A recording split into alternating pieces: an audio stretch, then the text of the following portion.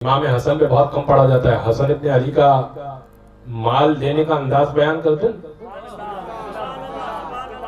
हाकिम शाम, मैं तो फकीर शाम कहता हूँ, मजबूरन है, हाकिम शाम चूंकि मशहूर है।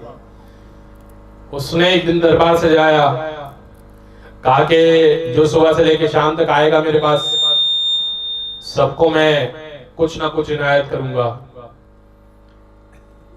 मौला हसन का दौर हुकूमत था, मौला हसन की विलायत का दौर था और उसने ये ऐलान किया।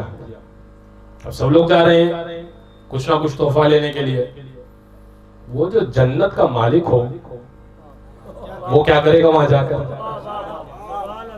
तो हुकूमत का एक वफ्द आया, हुकूमत का एक वफ्द आया और कहने लगा कि ए हसन, हाकिम शाम ने बुलाया है, आपको दरबार में आना पड़ेगा।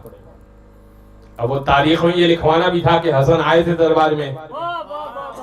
जब बादशाह ने ऐलान किया था तो हसन दरबार में आए थे।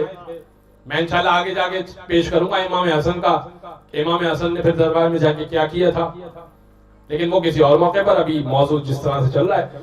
बज़ार ग्रामी एक मर्तबा इमाम हसन को चूंकि फोर्सफुली बुलाया गया तो इमाम गए, तकरीबन दिन ढल चुका था। हाकिम शाम ने कहा कि ए हसन, आप अब आए हैं, जबकि मेरी दौलत खत्म हो जाए।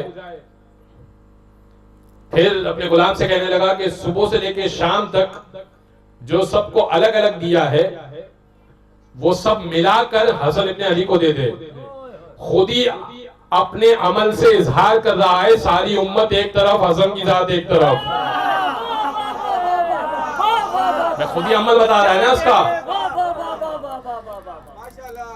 ढेर लग गया, चीजों का ढेर लग गया, माल का ढेर लग गया। सुबह से लेकर शाम तक बहुत लोग आए थे, बहुत चीजें लेकर गए थे। जैसे ही इमाम पलटे ना, हाकिम शाम ने जुमला कहा, कहने लगा ए हसन, याद रखिएगा मैं हिंदा का बेटा हूं। इमाम ने कहा अच्छा। गुलाम जूतियां सीधी कर रहा था, कहा गुलाम ये सारी दौलत तेरी। उसकी आंखों में आंखें डाल के कहा, ए गुलाम तू भी याद रखना मैं फातिमा ज़हरा का बेटा हूं। भाई जो